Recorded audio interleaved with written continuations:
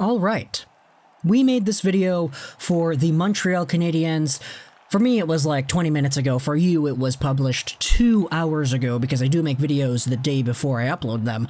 But today we're talking about the NHL's proposed 24-team playoff return to play structure.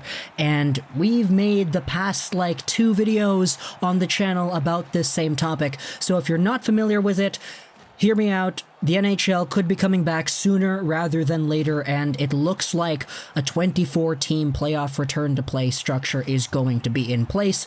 It looks like 16 teams will be in the Stanley Cup Playoffs. However, 8 of those teams will need to win their way in against 8 other teams that will be eliminated from the playoffs, which means that there will be 24 teams, and if you're looking at the graph right now, you can see how things are shaping up. We talked about Habs versus Pens a little bit earlier today, because as a Habs fan, I gotta get my opinions in there. But as a Vancouver Canucks fan too, I could not go any longer without talking about this. If this goes the way that it's planned out based off of what Elliotte, Friedman, and Chris Johnston and what everybody else is saying online, the Vancouver Canucks would play the Minnesota Wild in the first, well, I shouldn't say the first, it's the play-in round of the 2020 Stanley Cup Playoffs. And whether that's a best 2 out of 3, a best 3 out of 5, or if it's a best 4 out of 7, which is unlikely, but who knows, it's a very interesting idea indeed.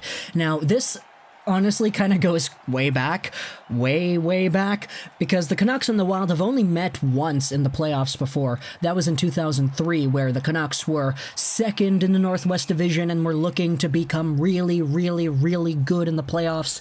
They won 4-3 against the Blues after coming back being down 3-1, and then they lost to the Wild in what was a heartbreaking loss. So that's the only time the Canucks and the Wild have actually faced each other in the postseason, and it looks like, with the point percentage and all the alignments coming up the way they are right now, that could be the play-in round for Vancouver at the start of the 2020 Cup Playoffs. So, who wins? How does this go? Clay Emu made a video about this a few days ago. I'll link it in the description below. He says that he feels very confident in the Vancouver Canucks' ability to go past the Wild. And to an extent, I will agree there, but I'd like to analyze both of these teams' positions and where they're actually coming from before we go a little bit further into the discussion. Now, the Vancouver Canucks could really benefit from the long break that we have had, and it looks like they honestly will. Injuries. All these guys coming back into the lineup. Boeser, he played a few games before the NHL paused up, albeit a lot of Canucks fans didn't really think that he was at 100%. Some people said maybe he was only at 85% because they were forcing him to come back so the Canucks could get extra points. But give that extra time to a Brock Boeser to recover and actually get his way back properly into the lineup, and all of a sudden, hey, this looks awesome.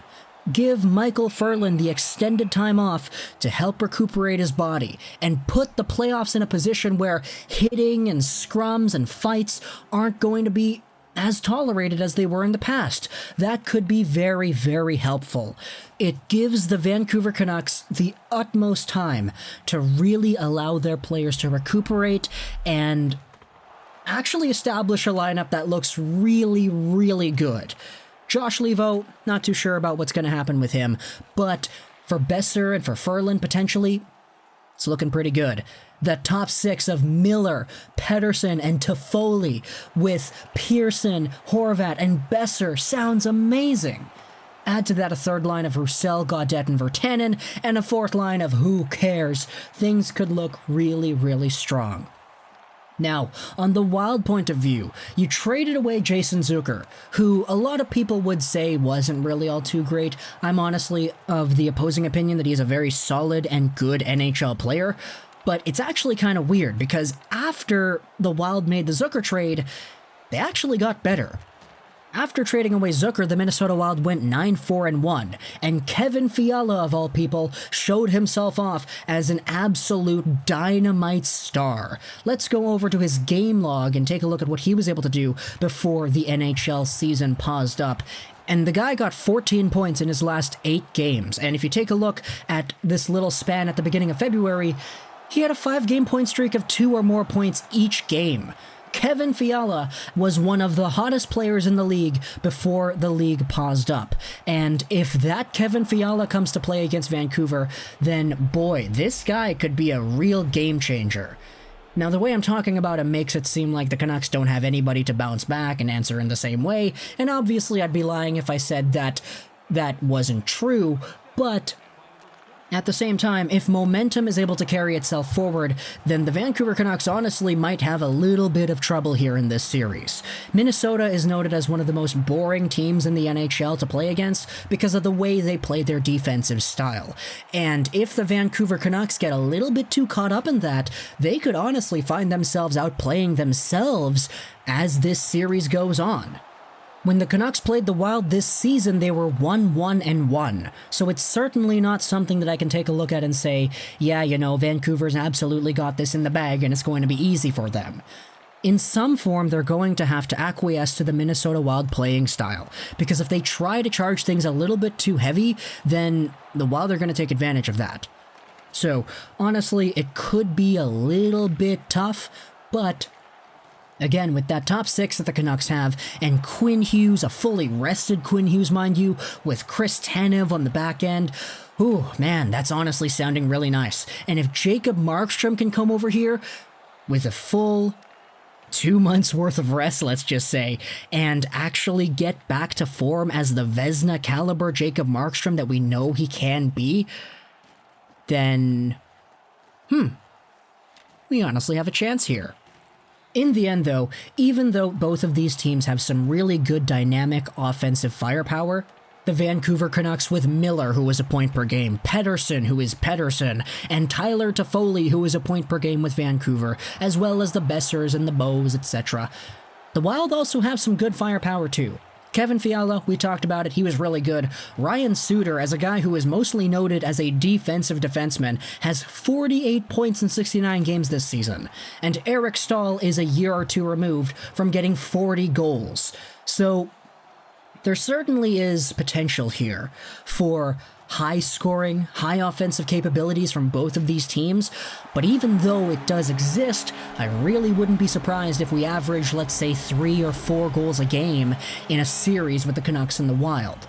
Really though, if it's short, if it's best 2 out of 3 or best 3 out of 5, to me it boils a little bit more down to who's going to get hot faster, rather than who's just the better team overall. Hockey is a game of luck, isn't it? And very frequently we see the team that probably should have won a hockey game not win that hockey game.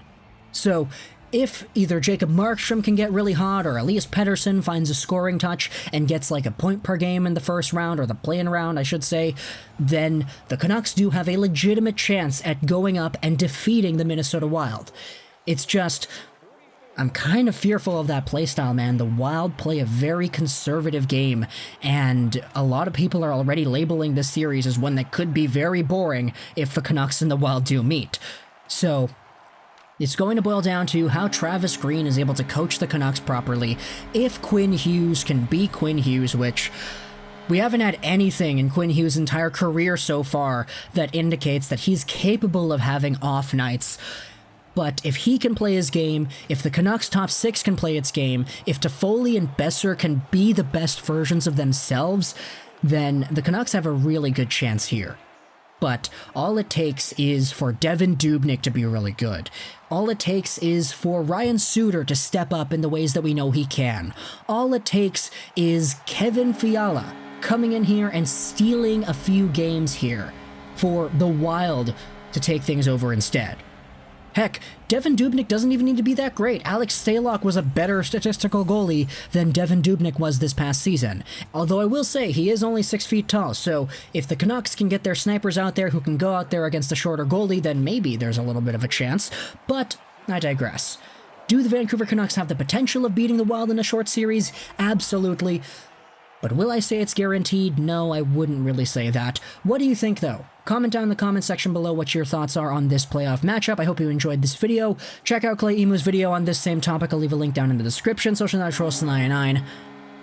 And bye.